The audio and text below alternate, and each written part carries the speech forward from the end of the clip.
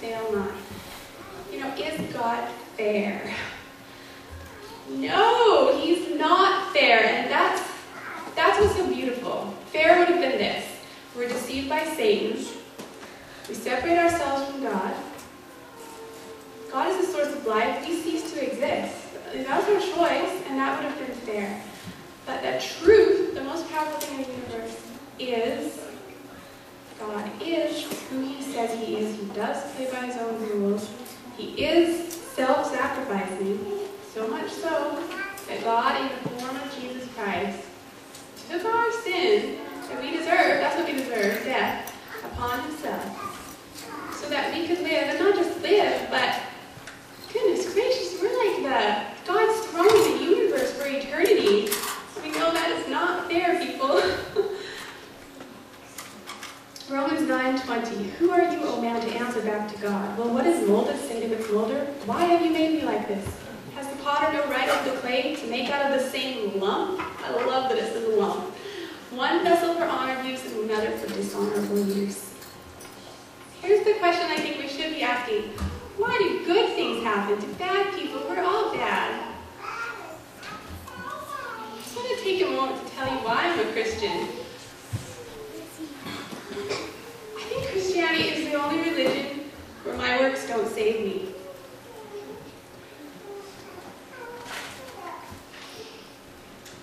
Being saved changes my heart, right? It changes my actions. But changing my actions doesn't save me. It's like logic, right? It doesn't switch back and forth. The beautiful hymn, Rock of Ages. Not the labor of my hands can fulfill thy law's demands. Could my zeal no respite know? Could my tears forever flow? All for sin could not atone. Thou must save them, thou alone. Another interesting feature of Christianity is that there's hope amid chaos. True hope. We do not lose heart, 2 Corinthians 4:16. Though our outer nature is wasting away, our inner nature is being renewed day by day. For this slight momentary affliction is preparing for us an eternal weight of glory beyond all comparison, as we look not to the things that are seen, but to the things that are unseen.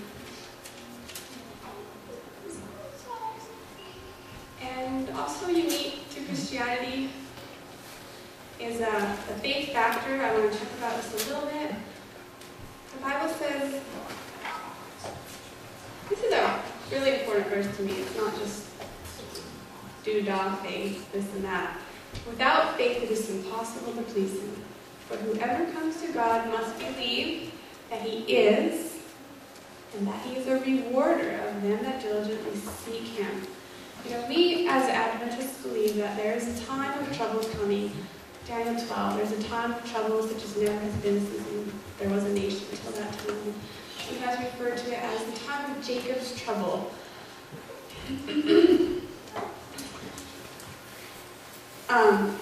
It's interesting to study into what was Jacob's trouble. Remember he was coming back into the land where he was from, and he feared his brother Esau, and he knew that he had brought his danger upon himself, and he didn't want his family to see him upset, and so he went away from them in the night, and he felt an attacker coming on him, and he knew that he thought it was his brother Esau, or Esau had sent someone to kill him, and he was so upset, and his torment was physical, but I think his most torment was mental. It was the accusations from Satan saying, you brought this upon yourself, you're not going to be saved, you're hopeless. And that's what he had to struggle and struggle and struggle with. And finally, when he realized it was Jesus he was wrestling with, he asked for a blessing. And what I would like to suggest is that whatever trial we face, we're really wrestling with Jesus. And we're questioning him, can you save me? I know I brought this upon myself. Psalm 9, 9 and 10. The Lord also will be a refuge for the oppressed, a refuge in time thy name will put their trust in thee. For thou, Lord, hast not forsaken them that seek thee. Remember that verse? There's two aspects of faith that we need to please God and come to him. We have to know who he is, that he is, and we have to seek him, believing that he'll reward us. And that's what Psalm says, how we're saved. We know his name, and we believe that he doesn't forsake them that seek thee. I think the crux of the matter is this verse right here. We know that all things work together for good to them that love God, to them who are the called according to his purpose. Remember Joseph in Egypt, when he finally got to see his brothers, he told them, you meant evil against me, but God meant it for good. So it was not you who sent me here, but God. We know that all things work together for good. Do we know this? Because if we don't know it, it doesn't work together for good. We have to have faith that God is, and that he rewards us when we seek him. Two things are certain. Not death and taxes. Death is only temporary. If you don't pay your taxes, you just go to jail. Trials. Paul tells us, beloved, do not be surprised at the fiery trial when it comes upon you to test you as though some strange thing were happening to you. Trials will happen, but the other surety is Jesus' presence in the trials. It says to Joshua, be strong and have good courage. Do not fear nor be afraid of them, for the Lord your God, he is with you wherever you go. I will never leave you nor forsake you. He doesn't say, fear not, because everything's going to be okay. You'll never be in danger. He says, fear not, because you will be in danger, but I'll be with you. So our command is twofold then. Fear not. 2 Timothy 1:7, I love this verse. God has not given us the spirit of fear, but of power and love and of a sound mind. If we have fear, it's not from God. God has not given us the spirit of fear. If we have fear, it's from our accuser. He loves to see us afraid. We give that fear to God and he gives us peace. When I'm afraid, I trust in you.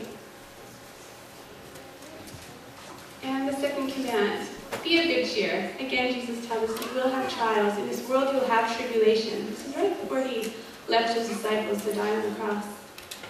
I'm saying this to you that you might have peace. In this world, you will have tribulation. But be of good cheer, for I have overcome the world. Are we allowing our fiery trials to put us in a place where we try God? To see if he really is who he says he is. What is your fiery trial today? Is it like mine? Is it like right in your face all the time? Or is it escapable?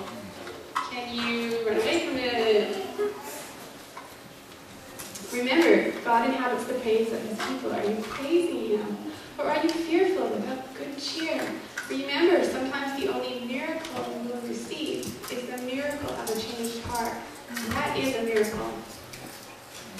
I love this verse. This is from the Desire of Ages at the end of the chapter on the death and imprisonment of John the Baptist.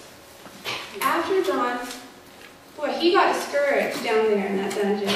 And part of it was the fault of his disciples. They were so well-meaning and wanted to show what good friends they were to him and how much they cared about him. And they came to him saying things like, surely God will heal you. And I don't know, should we go ask Jesus if he really is the Christ? And it wasn't helpful for John to hear those kinds of things, even though they meant well. But I've had people tell me, oh, I'm so mad at God. That doesn't help me. I've had people say, I wish I was God, so I can take this away from you. Well, I trust God more than I trust a human to make wise decisions. Anyway, here's the verse, the quote. God never leaves his children otherwise, but that they would choose to be led if they could see the end from the beginning and discern the glory and the purpose which they are fulfilling as co-workers with him. Hindsight is 20/20, right? When we get to heaven and look in Jesus' face, we're going to say to him, you never let me down. No matter what we're going through, we're going to say, you never let me down. So where I'm at now, remember I told you my tumor marker was at 60 in January, so I just made a little chart here. The doubling rate is what they're looking at. So went up to 479 and 801 and 2200. It's like really going crazy there. And that's where they got the